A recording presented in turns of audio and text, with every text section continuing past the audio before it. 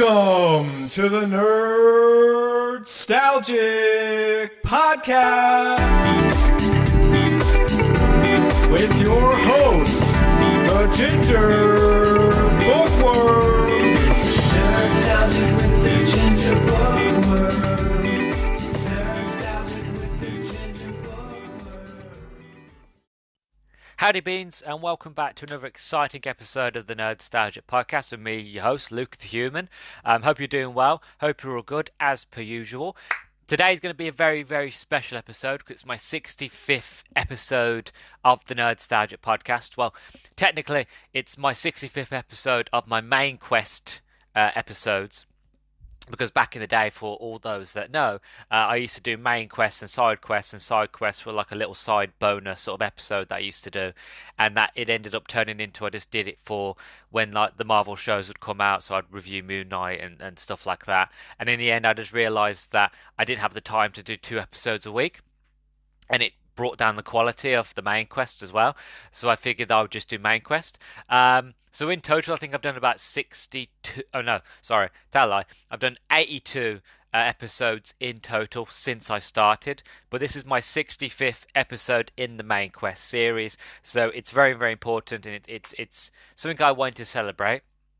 But before I get into the topic and before I get into the whole celebration, one thing that I do want to say is that make sure that you follow me on Twitter at nerdstalgic_pod to keep up to date when I eventually reach my 100th episode. It's going to be a big celebration there, as well as to keep up to date on everything and anything that I'm doing, anything that I'm watching, playing, reading, anything that I'm, enjoying, not enjoying, all that sort of thing. Follow me at Twitter at nerdstalgic_pod for updates there. Also, if you're watching this on YouTube, don't forget to like, subscribe, and all that jazz. What I've started doing now is I've started doing pinned comments at the top of every episode. So if you go down to the comment section, there'll be a pinned comment with a question. Most likely it will be, what do you think of the episode? Do you agree? Do you disagree? What do you think about the topic? All that jazz. So just reply to that, and then we can start a bit of a dialogue. So I think it'll be quite fun. So if you're watching this on YouTube, don't forget to subscribe. If you're not, search the Nerdstalgic podcast on YouTube, and then you find me there and subscribe, and yeah, it'd be fantastic. We'll grow, and we'll have a bit of fun. So as I mentioned, today is my 65th celebration episode, and the topic that I chose for this episode was going to talk about it's going to be a bit strange one, so I'm going to try to explain it. But I'm going to be talking about Del Toro's rendition, shall we say, because we've got to use fancy word because we're talking about Guillermo del Toro here. But Del Toro's rendition of Pinocchio, of that classic story. And the reason I decided to do this topic was that in season one of my most popular episodes that I did on YouTube was Pinocchio.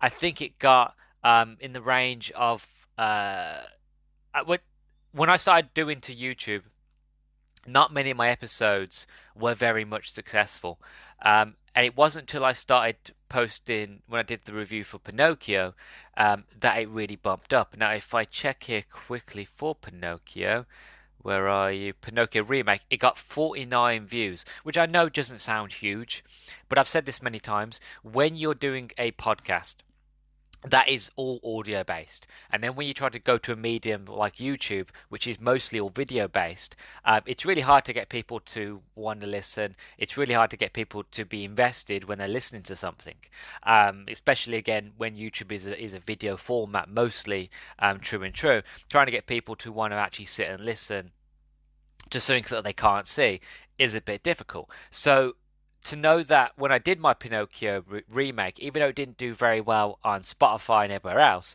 to know that it did 49 people were interested, almost 50, and it's one of my most successful episodes I've ever done on YouTube, I figured, why not, compare, so the Disney one, if anybody who hasn't went back and watched it, or anybody listened to it, I highly recommend you do. But to give you sort of a brief sort of update, I liked the movie. I thought it was all right, but I didn't feel like it was needed because it was only a few things changed here and there. And yes, it looked good in the terms of the CGI and the way that Pinocchio looked. And I thought that Tom Hanks did a somewhat all right job as Geppetto. I still feel like, if you've seen the classic, that's all you really need, and that, like, it was a remake again that wasn't needed. Like most of the most modern Disney live action remakes, not all of them are needed, not all of them are good changes, and unless you're going to do something completely different, like you keep the story the same but do something completely different, I don't see any point of remastering them. And it's going to be the same with The Little Mermaid, which I will watch and I will review because I loved The Little Mermaid growing up, as most people my age and my generation did. So that'll be one I'll look into. But I figured, considering that the Disney's Pinocchio came out, and then not long later, a couple of months later, the Del Toro version of Pinocchio came out on Netflix, which I sadly never got around to watching because around that time I think I was getting ready. I was currently recording the Resident Evil stuff, and then I was getting ready to start my Chronicles of Narnia big sort of Christmas special, that I never got round to looking at it. So I figured for the 65th episode, I would cross compare. I would watch Del Toro's Pinocchio, which is meant to be a lot darker, a lot more grittier, a lot more sort of true to form to the original story. That I thought it'd be quite interesting. And one thing that I actually didn't do for the Disney version of Pinocchio was actually talk a bit more about Pinocchio. So I thought I'd give you a bit of a backstory to the actual beginnings of Pinocchio, because there's a lot of things I actually didn't think, because I originally thought that Pinocchio was written by the Brothers Grimm. Now, if anybody doesn't know the Brothers Grimm, took German folk tales and German stories and made them a bit more mainstream, sort of put them more into the I was going to say lexicon, but more of the sort of brains of people who weren't German, sort of made them more mainstream. That's sort of word I'm looking for. But apparently it wasn't made by the Brothers Grimm. It was made by an Italian chap called Carlo Collodi, Collodi. I'm butchering his last name. The tale of the wooden puppet Pinocchio, created by a carpenter in Florence, may arguably be the most widely known children's tale. Now, new research reveals that this story, written by Carlo Codini in 130 years ago on July the 7th, 1981, has deep roots in reality. Apparently, I don't remember hearing about any sort of magic boy, but apparently it has deep roots in reality. It was originally published in a serial form as the story of a puppet. Trying to get through all the Italian in the Giornale per il Bambari. I'm butchering it. I'm sorry, I don't speak Italian, so if I butcher anybody's Italian, I really do apologise. Hopefully I don't offend anybody. One of the earliest Italian weekly magazines for children, starting from the 7th of July 1881. The story stopped after nearly 4 months and 8 episodes at chapter 15, but by popular demand from readers, the episodes were resumed on the 16th of February 1882. In February 1883, the story was published in a single book. Since then, the spread of Pinocchio on the main markets for children's books of the time has been continuous and uninterrupted, and it was met with enthusiastic reviews worldwide. A universal icon and a metaphor of the human condition, the book is considered a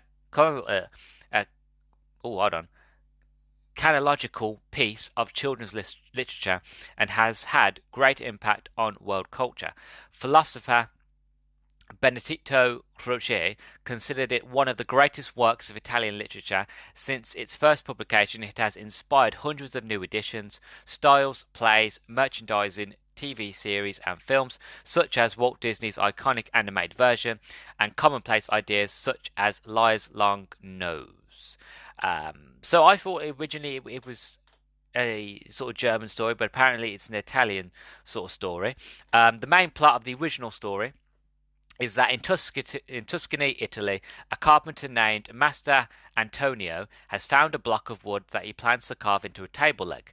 Frightened when the log cries out, he gives the log to his neighbor Geppetto, a poor man who plans to make a living as a puppeteer. Geppetto carves the block into a boy and names him Pinocchio. As soon as Pinocchio's feet are carved, he tries to kick Geppetto. Once the puppet has been finished and Geppetto teaches him to walk, Pinocchio runs out the door and away into the town. He is caught by a that's a Italian word, carabinieri, who assumes Pinocchio has been mistreated and imprisons Geppetto. I would imagine that is police. Yeah, I would imagine that's the police. I've seen an Italian version of Pinocchio, which came out a couple years ago. And it was very strange, and it's nothing like the Disney version. As I've said many times, when Disney take the old-fashioned stories, they change them a lot. Like the Little Mermaid, which I think that's a Dutch story. Or it might be an Italian story, but the original version of the Little Mermaid is quite dark, is quite sort of not really for children. But you kind of see that in the Little Mermaid story. Like even though they Disneyfied it, they still kind of shown you how sort of dark the story is originally. So they might change things, but the older sort of literature sides of us, or even the adult side of us, will notice these sort of things and realize actually how dark these movies and stories actually are. But I just found it quite interesting. So you got like Lewis Carroll and Oscar Wilde wrote their stories in England. Hans Christian Andersen wrote The Little Mermaid in Denmark. See, it is a Denmark story. The Brothers Grimm, or the Grimm brothers, rediscovered the old tales of Germany, and then retold them in their own way. And in Italy, Carlo Cordini wrote Pinocchio. So I was wrong about the Brothers Grimm, but I was right about the Little Mermaid being written in Denmark, because I had a feeling it was. I didn't feel like it was an Italian story. But anyway, that's the little backstory of Pinocchio. Before I actually get onto the review, because I haven't watched the movie yet, I do want to talk about Guillermo del Toro. I always get tongue-tied for his name. I just call him Del Toro. It's so much easier for me being dyslexic.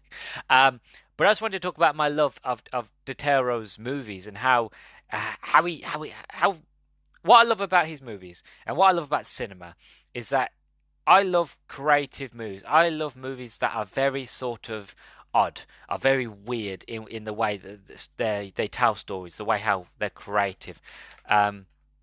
One of my favourite, I'm just on my computer now, I'm just typing, one of my favourite sort of other directors is Wes Anderson. I love his movies like Phantom Mr. Fox, Moonshine Kingdom, The French Dispatch, which I've watched, the Grand Budapest Hotel, The Life Aquatic, Isle of Dogs. I could list Rushmore, I could list his movies for ages. And the reason I love his films are because how creative and odd and strange they are, and that's what I love about Del Toro is that he takes the idea of cinema and he has his own way of doing it. He has his own style. You just know when you watch a movie like this is a Del Toro film. The way he does the lighting, the way his characters and his monsters look, and the way he tells stories. Everything is just done in such a way that it's very creative. It's very expressive. It's very old-fashioned. Where everything is done practically. There's hardly any CGI unless CGI is needed. But then even then it's just to fluff, yeah, that was the word I'm using. Just to fluff up what is already there. But most of it is all practical. Most of it is all sort of, if you see it, it's there. If the characters are there, they are there. They can touch the sets, they can touch the characters because everything is real. You know what I mean? And I love that. It adds more to the beauty and to the old-fashioned style of movie making. Because I'm a very old soul. Yes, I'm 25. I'm a very young being. But I love old cinema. I love black and white movies because, they couldn't rely on CGI. They couldn't rely on sort of big, massive computers and stuff like that because they didn't have that technology. So everything had to be real. Everything had to be practical. And I feel like this is what a lot of modern movies are missing, is that because they don't do modern practical effects as much as they used to, they don't really stand the test of time. Like, for example, off the top of my head, Terminator 2. Right, so you've got the T-1000, and it's running after John Connor in that little sort of, what's it called now? Where they put the cars. where all the cars are. Yeah, big parking lot, And as John's going away with Arnold, the Terminator, Terminator's gone round and he shoots at the T-1000, and you have those moments where like it pops, and you can tell like you have this big sort of hole where like it's gone through the metal and it burst out, right? That was a real effect. That's not CGI. If I remember correctly, it was compressed. So what they did, they got molds and they got like a little sort of gun, sort of little pellet gun, and they shot it into these molds, and whatever would the gunshots would make, they would sort of plaster cast the molds and sort of fold them in, and have sort of a sort of special effects guy off screen. So whenever Arnold would press the shoot button, he would, as the actor would be running, he'd have those moments where so one shot, boom, and it would burst in his chest, and they'd keep running, and then the actor would react, and then boom, another one. And it would all be practical effects, and that scene still looks good today because it was done in practical effects. And even though I've seen the Terminator 2 extended edition, Blu-ray, all up-resed and looks better for modern TVs and all this jazz, that scene still looks good because it's real, because it actually happened. That is what it would look like if the T-1000 was real and you shot him with a shotgun. You know what I mean? And that is what it's missing. I feel like if they did that fully in CGI, it would look janky. It would look bad. Again, as I mentioned, the Blu-ray upscales. You've probably seen them in old movies. Not all the time. Whenever movies upscaled or made to look better for modern TVs, do they look good? Especially when you have old CGI and stuff like that. You just can't fix that kind of stuff. And it always looks janky. And going back to Del Toro, this is what I love about him, because even now he still uses practical effects. Pinocchio, this one, is a stop motion film. And stop motion spans the test of time. This is why I love Wallace and Gromit. Why Wallace and Gromit is still fantastic, and I'm a big fan of Aardman and the Chicken Run and stuff like that. Those movies still look good because it's real. You know what I mean? So I just wanted not just to express my love, but I want to talk about some of my favorite sort of Del Toro movies. Top of the list has to be Hellboy. I loved Hellboy. I still love Hellboy. Ron Perlman's run as Hellboy is the best run of Hellboy. I'll be honest, I have watched the newer Hellboy, which I think came out 2018, 2019, with the guy from Stranger Things. I did have his name and then I've lost it. But I think he did a good job as Hellboy. I just feel like the script wasn't there, and that the action sequences and all that were a bit sort of pants really. I couldn't enjoy it. It just wasn't great. I have his name on top of my head, but it keeps going every time. I'm gonna have to type it in. Do you mind me? I'm gonna have to type this into my computer. Hellboy 2018. Hellboy 2019. It was David Harbour. I knew it was David Harbour. I knew it was David something, right? But yeah, the 2019 movie, wasn't a big fan. It was 2 hours long. 2 hours too long, to be honest, really. But David Harbour did a good job as Hellboy. But always comes back to Ron Perlman's run on Hellboy. I grew up with it. I loved it. I even like Golden Army. Even though a lot of people don't really talk about Golden Army and really enjoy it, they mostly talk about the first Hellboy, which I understand. The first one is incredible. But even Golden Army was really, really good, and I would have liked the sequel. But Del Toro, he said, like, if I'm gonna make it like a third movie, it's gonna need to be like, I think it was like 120 million or maybe more to really do this movie right. And no studio in their right mind is going to give Del Toro that much money, or give anybody that much money to make a movie, especially when you actually sort of factor in that the Hellboy series, even though it's a cult classic and it's widely loved, it never really did that well at the box office. I'm surprised the first one got a sequel, if I'm being honest. But so even though they're widely loved, they never did quite well. Nobody really went to go see them. And it's only now that they're getting a cult classic status, which most things do that way. Most things flop first and get a cult classic later. So what he wanted, he wasn't going to get. But I always said, like, I would happily get a third Hellboy movie if they did it animated. If Del Toro wanted to tell his story, I would still happily watch it as an animated form just to kind of wrap up that story. But we probably will never get it, and that's a shame. But top of the list has to be Hellboy. Um, I love the first Pacific Rim movie. I've said this many times before. I love kaiju movies. I love King Kong. I love Godzilla. I love giant monsters fighting other monsters. And you take giant robots and giant monsters. I'm there for it. I love Pacific Rim. I have it on Blu-ray. Fantastic film. Again, of course, you can't do practical effects there, but the creature design and the robot designs and everything that just goes into that movie, when he can do practical effects, he does, and everything just looks so wonderful. And I do recommend to watch that movie in Blu-ray. Oh, it will just blow you away. It's just a gorgeous film.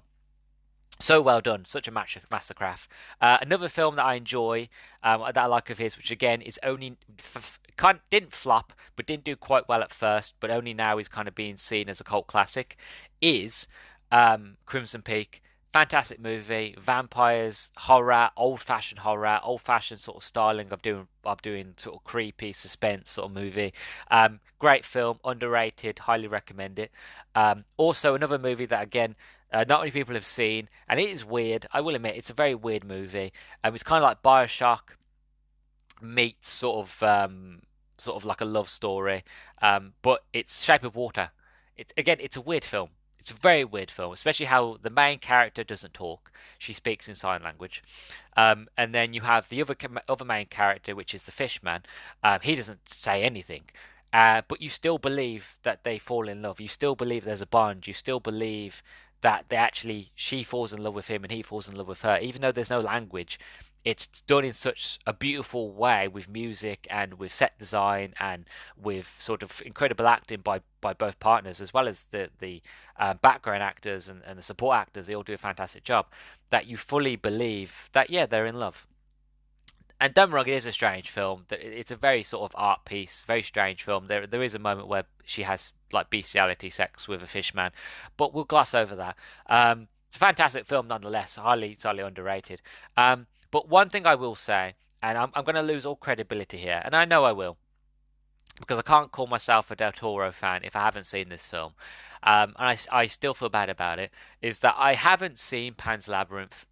I meant to have watched it when I was in school for when we did media, but that day the teacher wasn't very well, so couldn't bring in the copy of the film. So again, we had to kind of move on with the course, so we couldn't watch the film. And I have been meaning to go back many times to actually watch the film. I even thought about reading the book at one stage. I was going to buy the book and read it, but I was like, no, I want to watch the film first. So I still haven't watched Pan's Labyrinth, which is his magnum opus, or so I've been told.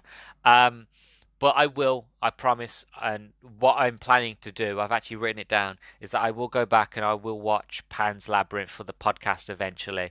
Hopefully in season 2, if not season 3. So I will do it eventually. I am a fan of Del Toro. It's just I haven't got around to watching that one film of his, but I will, I promise. One side note I want to mention before we move on to the review is that good. Del Toro, I haven't watched it yet, but I've been told it's really, really good, especially if you like horror and classic movies.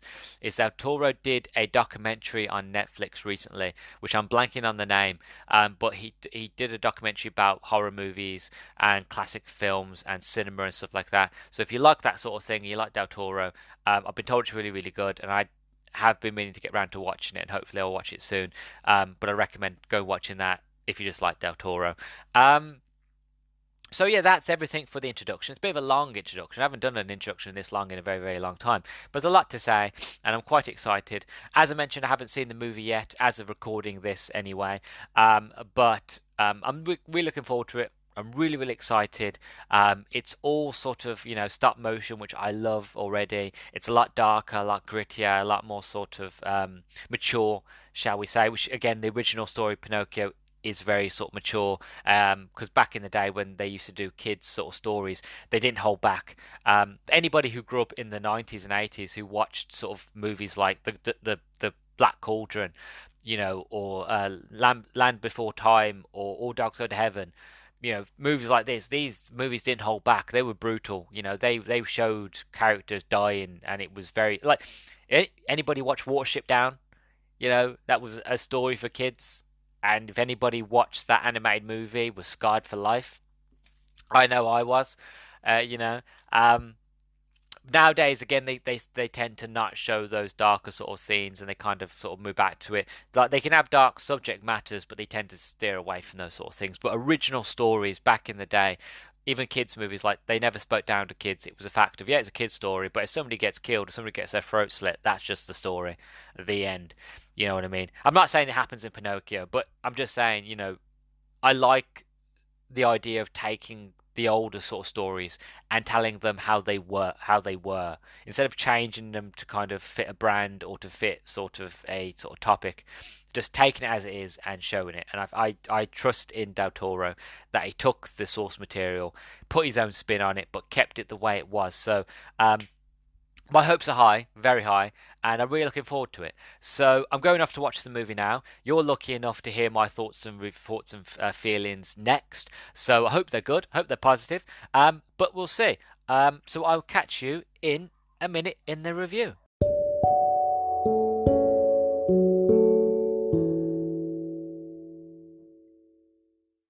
So here we are in the review of Guillermo del Toro's Pinocchio. Usually, when I do any sort of review, whether it be a video game or especially movie, I tend to, as soon as I've seen the film, I will do a quick review with my notes, and I will just like fresh as a daisy, straight from the horse's mouth, my thoughts and feelings of what I thought of the film. The thing is, when I watched this movie, it was one of those where I was all ready. I had the headset and I had the notes and I had everything ready to sit and record. But I just sat there and I thought, this is a movie where you don't rush. This movie is art. This is a creative genius, Guillermo del Toro, at his best. And he's produced something that is gorgeous, beautiful, wonderful, outstanding, amazing, wonder bubble. You know what I mean? It was just another level of just creativity, and it deserves more time to dwell, to sit, to think, to mellow over, to like a fine wine, to mature with age, and to become more rounded. Um, so I spent, a little while sitting and thinking about this movie, thinking about the music, thinking about the actual, the characters, and everything that goes into to this film, even the making of this movie. I sat and watched the making of Pinocchio after the movie finished. I sat and watched the making of, you know what I mean? Like I took everything in that I could for this movie. I watched YouTube videos on the Netflix's YouTube about this film, and I just had to know everything because I just was in awe. I just fell in love. Um, so I finally feel like I've reached a point now where I could fully talk about this movie and how it made me feel, and how great it is, and how much better, if I'm being honest, it is till to the what was it, 2020, 2021 Disney remake of Pinocchio that came out last year. Um, it's so much better, so much better. I promise you that. But we'll get there. I've got a long list. I've got a lot of notes, and we're going to get through it. So we're going to go step by step, and I think it's going to be a really fun one. But generally, I love this movie. I just want to say that now. I love it. I'm in love. I really am. So for starters, this movie is stop motion, all stop motion from start to finish, which again I love. I've spoke about this introduction. Stop motion is one of those forms of animation that is still, in my opinion, the purest form of animation. One thing that I loved about, I'm a big fan of animation. If you've been listening to my podcast, if you're listening to me from the beginning, you know that I'm a big fan of animation. I love old school animation. I love hand drawn. I not just grew up on hand drawn. Majority of the movies that I watched growing up were hand drawn. The first ever like CGI sort of computer generated movie that I ever watched was Pixar's Toy Story, and I think that was the same for most people my age and generation. But apart from that, even Disney was still doing hand drawn animated movies, even when Pixar was doing like the Monsters Inc. and Toy Story. You know what I mean? DreamWorks, some of the best years of DreamWorks was when they did hand drawn animation. Sinbad, for example, is absolutely a gorgeous movie that a lot of people haven't seen, but it was one of DreamWorks' film, and that's a gorgeous hand drawn animated movie. And again, I love computer generated films, but I feel like when we started going more computer, when we started going more synthetic, when we got away from the meat and potatoes, the flesh, the organic human element, and we just went straight to run it through a computer, we lost all the creative juice. We lost all of the creative flavor. Like, yeah, we can make big and wonderful, fantastical scenes and make things look realistic and make things look beautiful and wow, that looks incredible. But you lose the human spirit, you use the human element, you lose the creativity, you use the power and the essence and the whole thing that makes the cake beautiful. You've lost all the flavor. Everything looks gorgeous. It's a sponge cake with no flavor. I haven't used that saying in a long time, but it's a sponge cake with no flavor. It looks great on the outside, but on the inside, it just feels, to me, a lover of animation, it just feels bare. And it's only since recently where I've seen animators actually take the computer generated effects and turn it into something that looks hand drawn, like into the Spider-Man, into the Spider-Verse. That movie looked hand drawn, but I don't think it was. I think that was all animated, but it looked it. In a lot of movies are going back to the old style now because that's what people want to see. That's what people love and remember. I haven't seen Puss in Boots 2 yet, but I've been told that runs the same vein. That goes back into the way it used to be, and I'm really looking forward to watching Puss in Boots 2. And I know I've gone off a bit in tandem a bit, but I'll bring it back round. The reason I bring that up is because one of the last purest forms of animation that's still around today, in my opinion, is stop motion. Because in stop motion, you still have that human element. You have the errors, you have the mistakes, you have the thumbprints. You can see the individual bits of crinkles of somebody's thumb and fingerprint on the character's face or body. If you look closely at the backgrounds and the sets, these are handmade sets. This is why these movies last forever. This is why you can watch the Wallace and Gromit and Chicken Run, the movies that came out, like Chicken Run came out in like 2000, 2001. Still looks good today. You can watch like the old fashioned, like The Wrong Trousers, which is my favorite Wallace and Gromit movie, and it still looks good today. And even the older ones, when the first ones, where like they were still trying to figure out how Wallace and how Gromit would look, and stop motion was still quite new.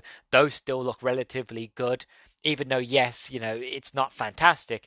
They still to look relatively good because it's real. It happened. It was there. They're all photos. It's each individual scene is a snapshot of present, past, future.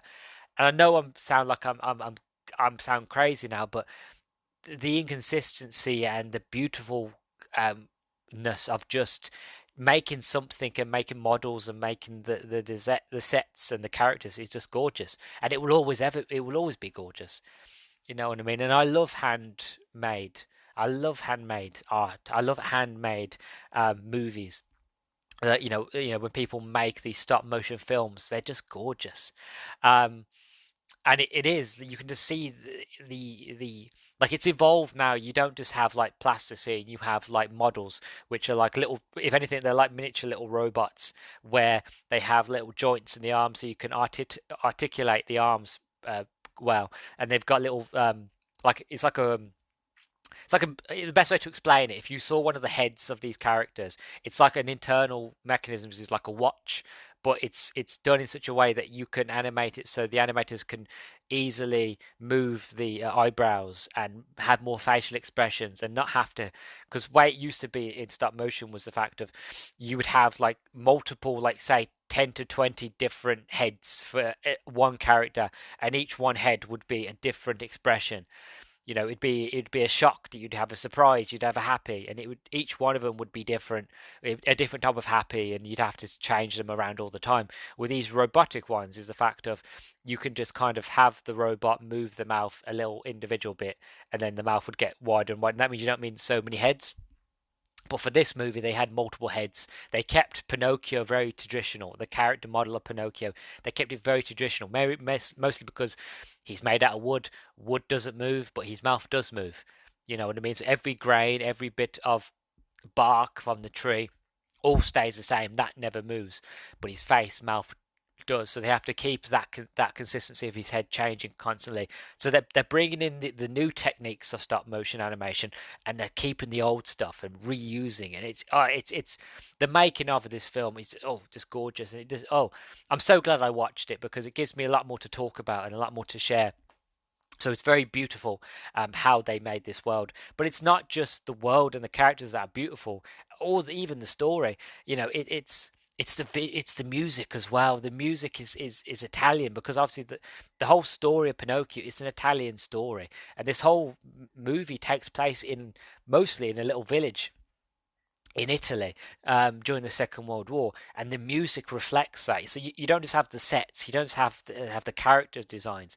Everything just looks gorgeous. All the characters look gorgeous, and the music helps with that. The music tells the story, and I've said this many times about films. You know, it's all well and good what's going on in the scene, but without the music to kind of boost and support whatever it is going on in the scene, whatever you're going for, if you're going for suspense, if you're going for drama, if you're going for emotion, if you don't have the music to back up that expression, that feeling, you're going to fall flat. And in this film, every single scene has its own emotion, has its own feeling in the music. You can tell when we're somewhere new because the music has changed, but the music fits where you are. Absolutely gorgeous. I just chef's kiss. I fall in love, and you know the gorgeous visuals and the gorgeous music and the wonderful story. And I'll get onto the story and how it's a twist, and it's fantastic. All that accumulates to this movie being a winner at the Oscars for Best Animated Movie feature this year. So it won at the Oscars for the Best Animated Movie, and like no doubt, like in my mind, if you hadn't told me that this movie had won Best at the Oscars, if I hadn't known and you told me that, I would believe it 100%. You know, so if my review doesn't do anything for you, who and you don't believe what I say, take that as a complete validation that it won an Oscar for being the best animated movie of last year. You know what I mean? It's that good, and it's recognized by everybody of being that good. You know, so I just wanted to take a long. I know it took 11 minutes talking about the visuals, but I just had to gush over the beauty of the handmade sets and the characters and the music and the stop motion. I just had to sort of splurge a bit on that. I just love it so much. But anyway, I'll move on. So this is a very dark and mature movie. This movie deals with death. This movie deals with love. It deals with loss. It deals with fascism. It deals with the war. It's the Pinocchio story that you know, but completely different. You know, it's a very dark movie. This is not like kids could watch it. It's not. I'm not saying it's dark as in like it's too dark or not for kids. Kids could watch this, but it's very much of the vein of this is art. You know, this is taking the story of Pinocchio that you know, but you don't know this story. You know, this is taking the original and putting a new sort of coat of paint on top and goes, this is the Pinocchio that you know, but it's done differently.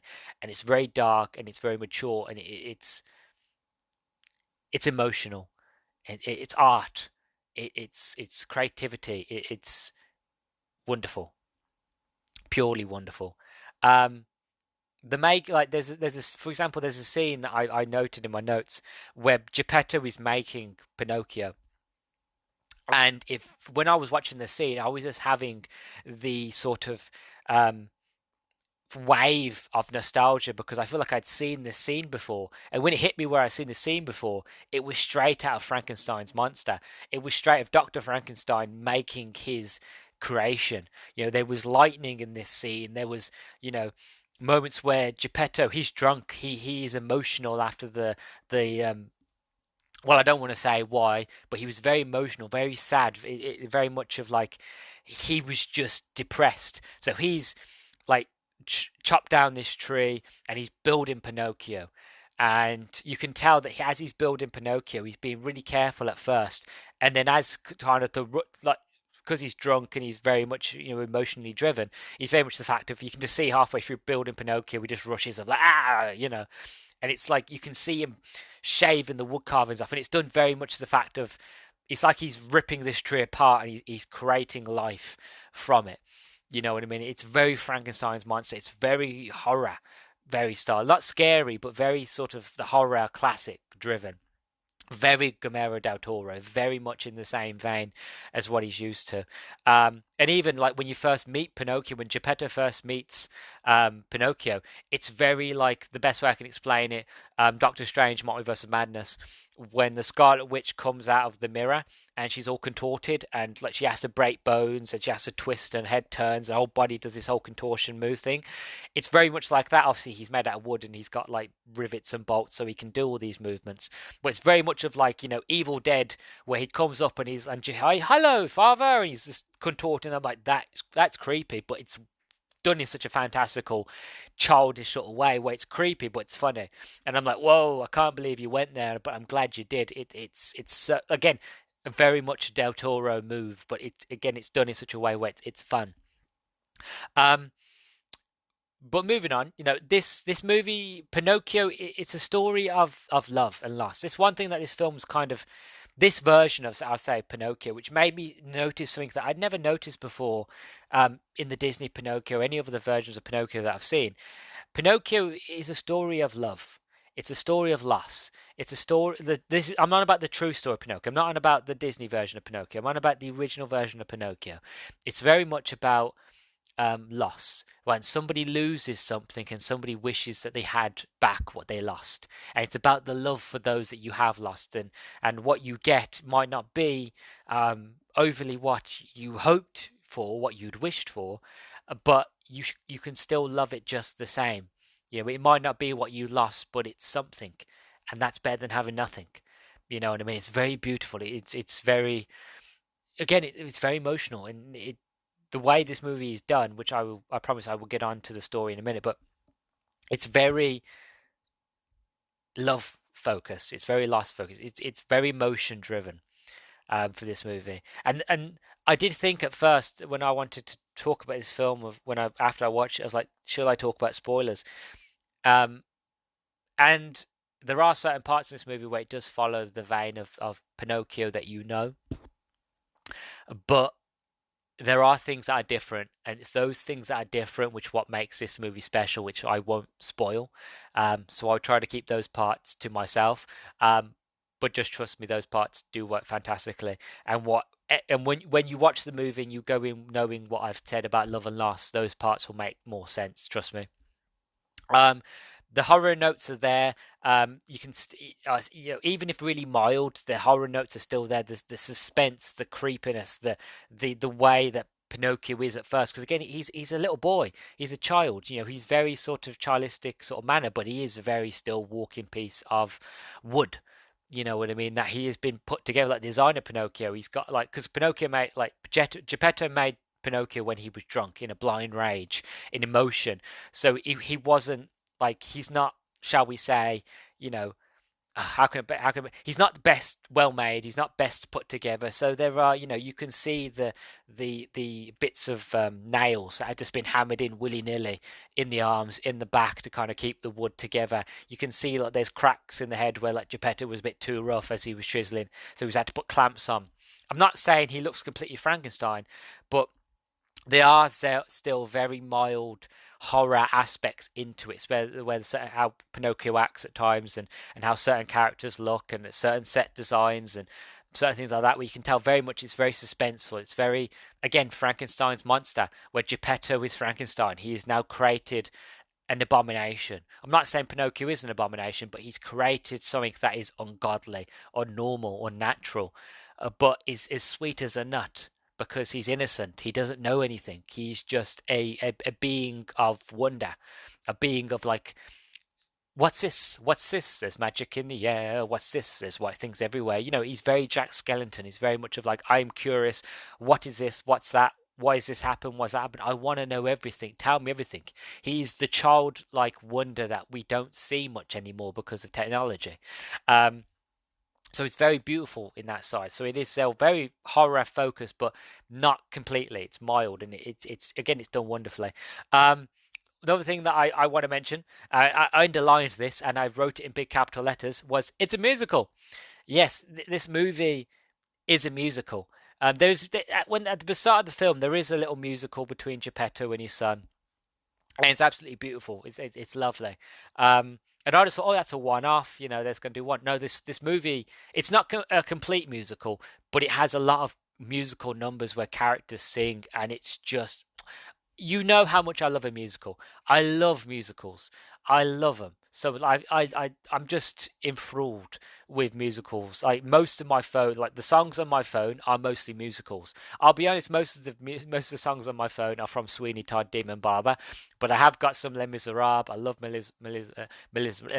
I just said it and I can't say it again. Les Miserables. I've got Moulin Rouge.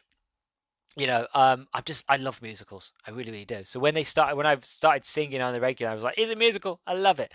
One of my favorites is "Ciao Papa," which is a song that Pinocchio sings, and I won't say as to why or the context behind it, but I wanted to try my best to kind of sing it. I'll only do a few lines, so I'm not going to do loads. I'll have a drink of tea to get me ready. So I'm not doing that song. So if this is bad, I do apologize. Right? Um, so here we go. Ciao, papa, mio papa, time has come to say farewell. For how long will I go? Is it far? No one knows, no one can tell. If I'm gone for a long, long time, I'll pack away a piece of shine, the sounds of birds cheeping with bells, dreaming of plums, 2 bags of shells, the smell of bread, a drop of wine, your memory, father of mine, farewell, my papa. Again, I completely butchered it. I can sing, but this one, it's only good unless it's like with a childlike voice, um, with music in the background. Otherwise, a 25-year-old, it just doesn't work. But I highly recommend going out and onto YouTube and searching Ciao Papa. It's a beautiful song. It's a sad song. Um, it's gorgeous, and there's even a song in it which is no singing at all, it's just a theme tune. It's called Carlo's theme, and that is just beautiful. Like I know I'm gonna do it, and you're gonna. All my old fans are going to basically um, gonna say, "Oh, here we go again." But it reminds me of Amelie. I'm a huge Amelie fan. I'm an unapologetic Amelie fan. Okay, I love that movie to bits. It's one of my favorite all-time movies. Right, um, but this theme reminded me very much of Amelie, and it did the same for me that Amelie did when I first watched it.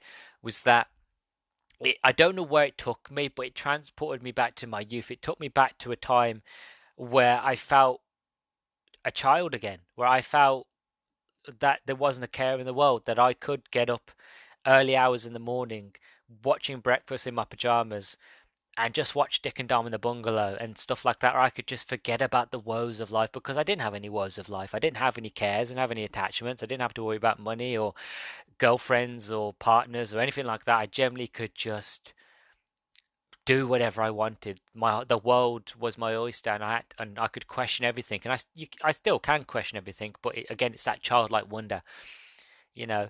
And the song just took me back to being a child again, and it's that sort of nostalgia that I chase, and I'd like to think that, you know, that's the reason why, like you listeners are here, is because you're also chasing that nostalgia train of your youth, of when you were younger, you know. Um, so for that, you know, it's very beautiful. But I just had to mention that there's musical notes in this, and I know I really butchered Ciao Papa, but I don't care because I generally am just in love with this film. So sue me. As moving on, the cast is incredible, especially Ewan McGregor as Jiminy Cricket. So in this movie, we've got a star-studded cast, right? Absolutely incredible, right? So we've got Ewan McGregor as Jiminy Cricket, David Bradley as Geppetto. We have Gregory Mann as Pinocchio, Bern Gorman as the priest. We've got Ron Polman. Obviously, we have to have Ron Polman in it. Obviously, he plays Podesta, who is like a. They don't call him Nazis, but he's like a very sort of German sort of. Yeah, yeah, basically. Then you got John Turturro, who plays Dottoro. You've got Finn Wolfhard, who plays Candlewick, who is the son of Podesta. You've got Kate Blanchett, who plays Pastura. Pastora is a monkey, and she doesn't talk; she just makes monkey noises. But I didn't know it was Kate Blanchett till I watched the making of. I was blown away. I was like, "Oh my god, Kate Blanchett is in this movie, and she plays a monkey." Then you've got Tim Blake Nelson, who plays the Black Rabbits. Christopher Waltz, who plays Count Volpe. Tilda Swinton's in this. She plays the Wood Spirit, who is basically life, which I'll get onto that in a minute. You got Tom Kenny, who's the voice of SpongeBob. He's in it playing Mussolini. Yes, Mussolini, the Mussolini. He's in this movie. You've got Alfie Tempest, voice of Carlo. Oh, where is it now? Oh, the voice of death is not on here. But overall, fantastic star-studded cast. But I wanted to mention Hugh McGregor, because Hugh McGregor is basically the narrator of this movie, and he narrates the story of Pinocchio and what's happening and what happens before Pinocchio comes and that sort of thing. And Hugh McGregor just does a fantastic job. Like Hugh McGregor, he's just a fantastic actor. But he does a great job of Jiminy Cricket here. He's funny, he's witty, he's an explorer, he's an adventurer, he's a cricket that's lived a long life. Before he met Pinocchio, he's well travelled. He's travelled around the world.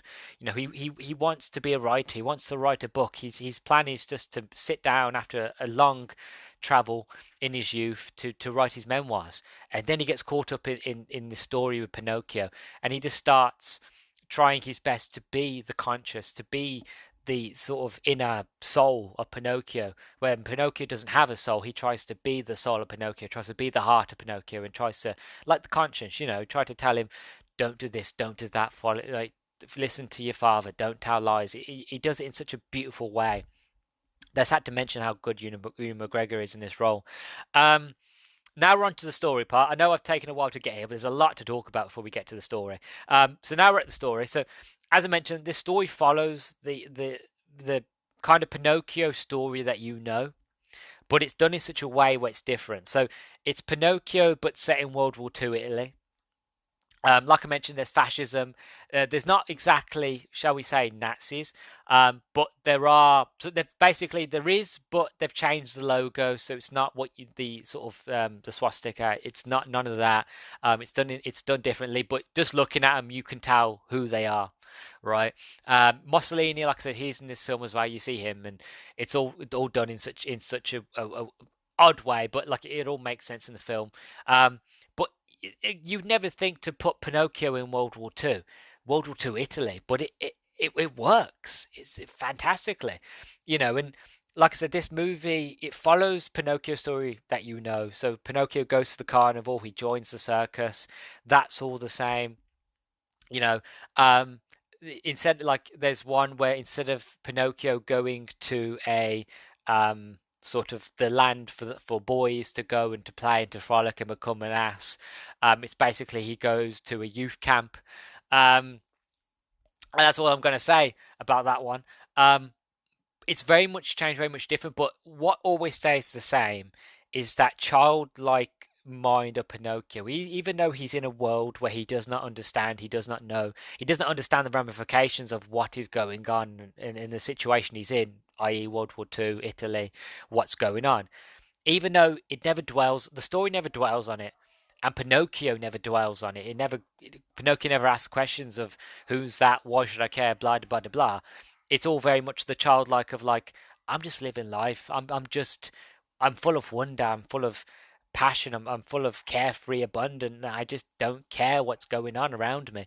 And again, that's why kids should be. Kids should never have to worry about what's going on in the outside world. Kids should just be kids while they can be.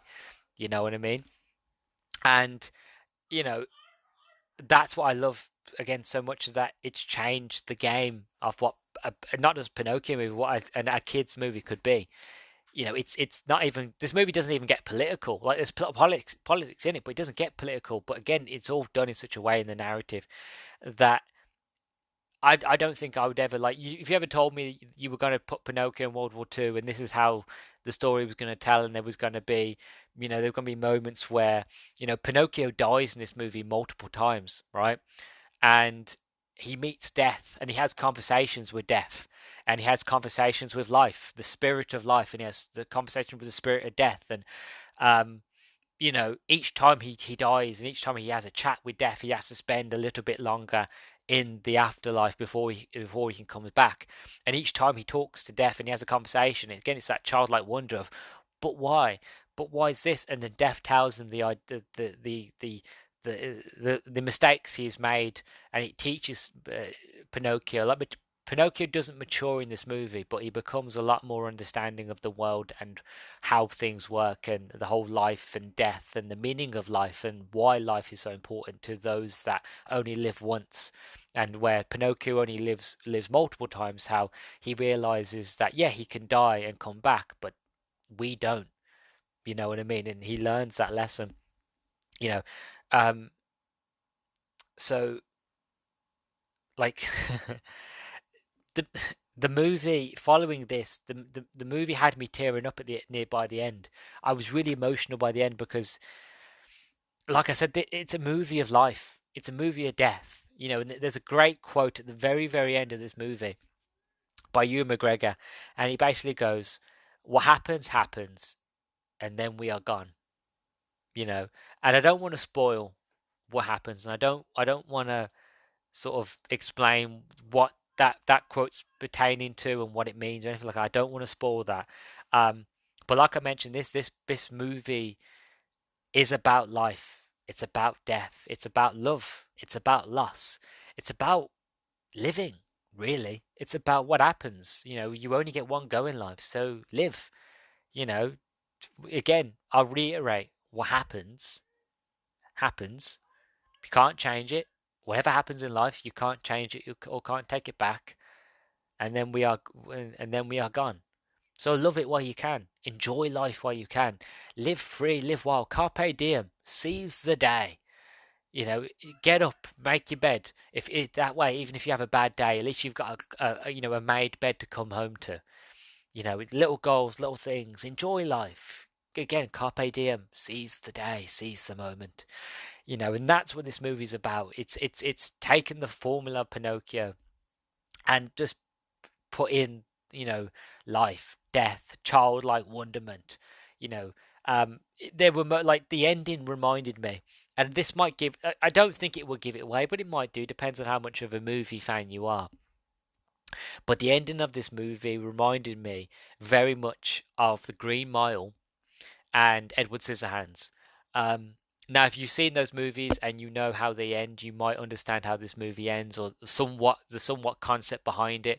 Um, if not, again, I will say this, and I'll reiterate it multiple times. But once you watch this movie, which you should, that will make sense. The Edward Scissorhands and the Green Mile um, references that I mentioned there, how this movie ends, will make sense. Just trust me. Okay. And like I said, it almost had me in tears at this. Like, I was emotional. I was tearing up. Okay, my glasses, I wear glasses, right? They were steaming up because I was getting that hot. Okay, I had to take them off, and I was just crying. I would love to go into spoilers and explain every detail of why it's so emotional, but those moments are what make this movie special. So I can't. I don't want to ruin that for anybody. I want people to go into this movie completely, just think they're going to, just to go into expecting they're going to find a Pinocchio story with a twist.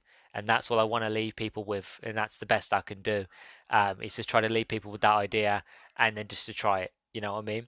Um, but one thing, again, as I mentioned at the beginning of this review, um, I did sit and watch the 30-minute making of documentary about how they made this movie, and that documentary went into everything, how they went into designing the characters, how they went into designing the sets. And Guillermo del Toro, again, he shares my love of stop motion, he shares my love of animation, and he spoke about how he agrees and he believes that stop motion is kind of the last sort of art form of stop motion, the last sort of stepping stone of what sort of animation should be.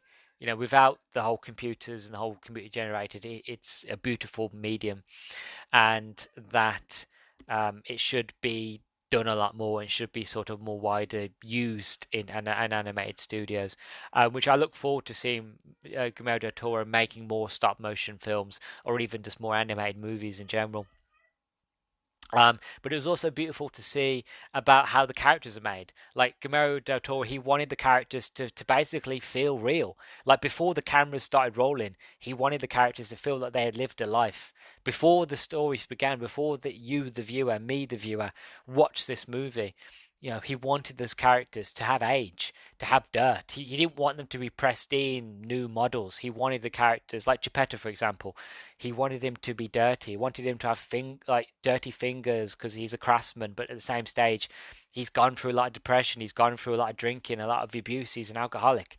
You know, you want him to have alcohol stains down him. You want his clothes to be tardy. You want him to be all dirty and grimy and have a long beard. And you want each character just to feel real. You just don't want him to look clean. You know what I mean? And it was just incredible just to kind of sit and watch again a master at work, a guy who loves cinema, who loves old cinema, and he was just trying to tell a story in a different medium, but still keep it as if it was done as an actual movie. You know, and it's just wonderful to see him at work. And it was fascinating as well to see how they shot the scenes with Pinocchio, where like they had different size models for Pinocchio. So if it's like close up, you'd have a model that was like, you know, a standard sort of little tiny little action figure size model, and then they had huge versions of Pinocchio, huge bits of Pinocchio's body and head that they basically use for the more closer shots. When the bigger, and he had like big versions of Jiminy Cricket as well, or Sebastian J Cricket as they call it in the movie. You know, you had big versions, you know, small versions, you had tiny versions of Jiminy that were like so big that like they were as big as a pea, you know what I mean? And they're for long shots, close shots. There were moments for like you needed a certain sort of a certain size Jiminy for when he got like he was getting smushed and squashed by people's feet and books and stuff like that.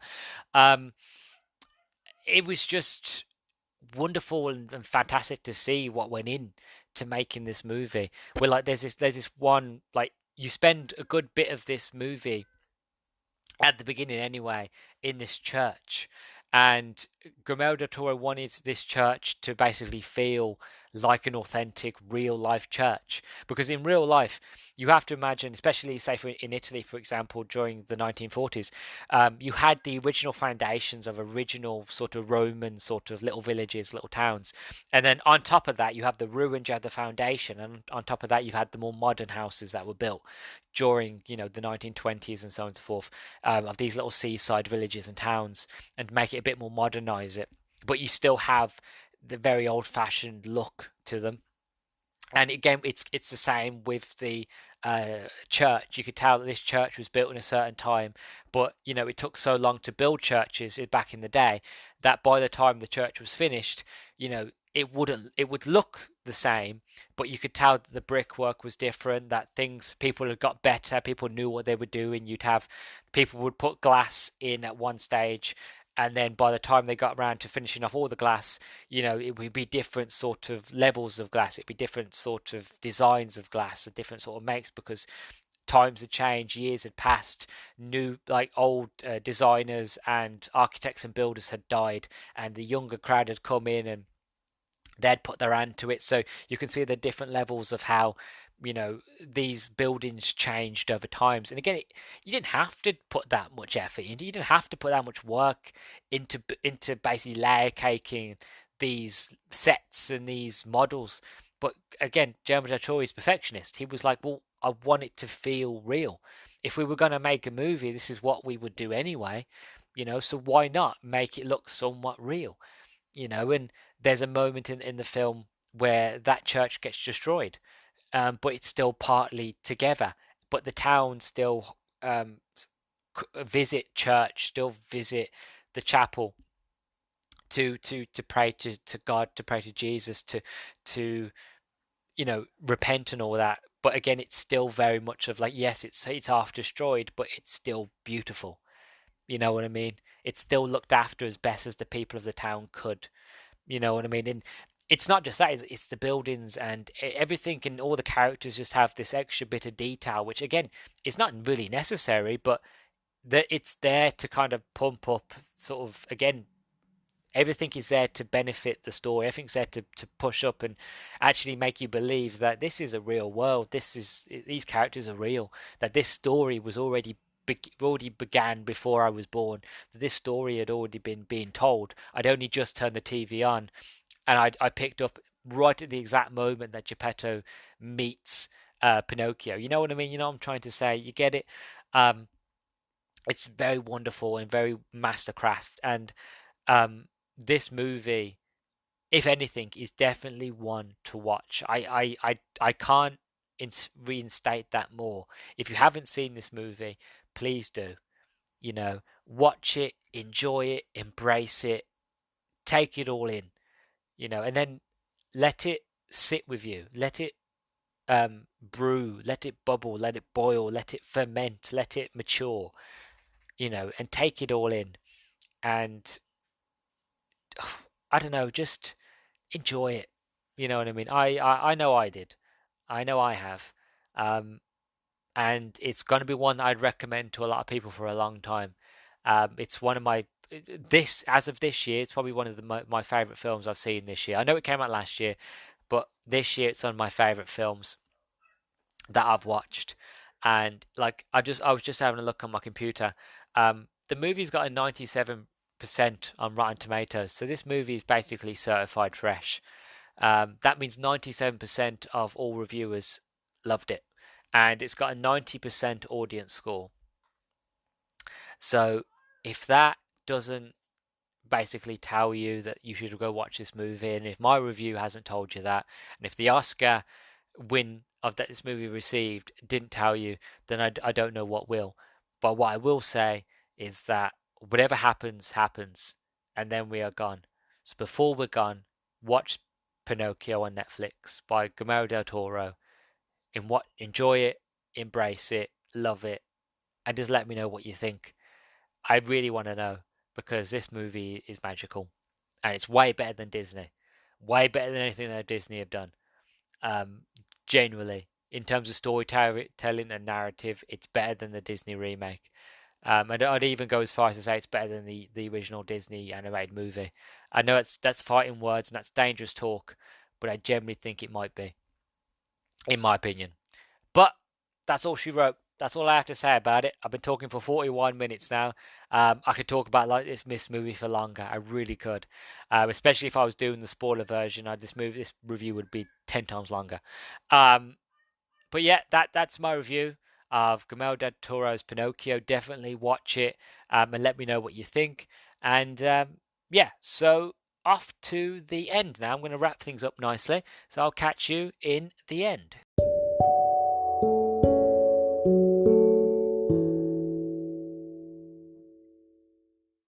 So here we are at the end. One thing I want to mention quickly before I get into sort of the boring sort of thumbnail plugs and all this kind of stuff.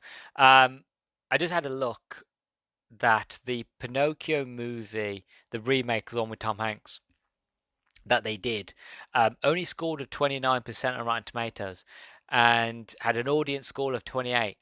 Now, even though I brought up the Rotten Tomatoes score for the end of the review and I bring it up now, I'll be honest with you, I don't really tend to follow the sort of Rotten Tomatoes score. I don't let it judge my enjoyment of a film because there are a lot of movies that I really deeply enjoy that have a low score on Rotten Tomatoes, you know? It's the same with video games. I don't take any notice of IGN. Whenever IGN gives a game a low score, I really don't take any notice. And I really recommend you don't either, to be honest. But the only reason I bring it up is just kind of to give you a gauge of like the Guillermo del Toro's got like 97. That's 97% of reviewers liked it, and that means that only 3% didn't. Whereas you've got 29% of people, of reviewers who saw um, the movie, this film, really didn't like it. Really didn't like it at all. Majority of them are bad, but I'm not here to to throw poop at Disney's remake, anything like that. Like I said, I did my review on it. I feel like it was an alright film, but really didn't need to exist if we're being completely honest with each other. But I just wanted to mention it. I just wanted to sort of bring it up to kind of give you a gauge. But yeah, so that's my thoughts and feelings on Guillermo del Toro's Pinocchio. If you're listening to this on sort of Spotify or you're listening to this on YouTube, don't forget to let me know what your thoughts and feelings. Have you seen this movie? Do you want to see it now? Do you feel like do you like my singing? Do you think that I shouldn't have sung at all? Anything like that. If you're listening on Spotify, tweet me your thoughts, your feelings. I'd love to hear your things, what you think there. Again, if you're listening to this on YouTube, don't forget to comment. I'll most likely be putting a pinned comment at the top of this episode, so just look for the pinned comment. It most likely be a question around about the same sort of thing that I've just said, of like, what do you think of the film, feedback, all that jazz, and just reply to that, and we can start a bit of a dialogue. Also, don't forget to like and subscribe and all that jazz. You know how it is. We gotta build a platform here. But yes, so onto the boring plugs. So if you want to get to know me and you want to know what I'm doing, then make sure to follow me on Twitter at nerdstalgic_pod. You can also find this podcast on Spotify, Anchor, which is now actually Spotify Podcasts. It's not called Anchor anymore. It's called Spotify Podcasts. But if you still search Anchor on Google, it'll come up as Spotify Podcast, so you can still kind of somewhat find it. You can also find me on Google Podcasts, Amazon Music Podcasts, Audible, as well as YouTube. Again, like, comment, subscribe, all that jazz. Really do appreciate it greatly. And if you're listening to this on Spotify, don't forget to give me a star rating of 1 to 5 stars. 5 stars, best thing you ever heard in your life. You love it. You love me. You love Pinocchio. We should be together. We're like family. Or 1 star where you just hated everything. You disagree with me and you think that the remake of Pinocchio was basically the best ever, and that I'm wrong. Again, whatever you feel like is fair. 1, 2, 3, 4, 5 stars will greatly be appreciated immensely. And yeah, so my beans, my wonderful beans. This has been Luke, your host, Luke the Human. Hope you're all well, and I hope you all enjoyed it. I know I did. This is going to be a fantastic episode, I know. I think a lot of people are going to enjoy it. 65 episodes. What can you say? 65 episodes of hardcore nerdism. And I'm still here. And, here's to another 100. So I just want to say thank you to everybody who stuck with me this long. Thank you to everybody who's been listening up until listen for 65 episodes. That's just fantastic. If you have, again, I really love it and appreciate it. And so here's till we reach 100. When we reach 100, I don't know what I'll be doing or what I'll talk about. Maybe I'll find another Pinocchio movie to talk about. Who knows? But whatever I decide to do, I hope that you beans will be there with me to celebrate and enjoy it. So until the next time, I have been your host, Luke. Thank you for listening to the Nerdstalgic podcast, and I'll catch you in the next one. Bye bye, beans.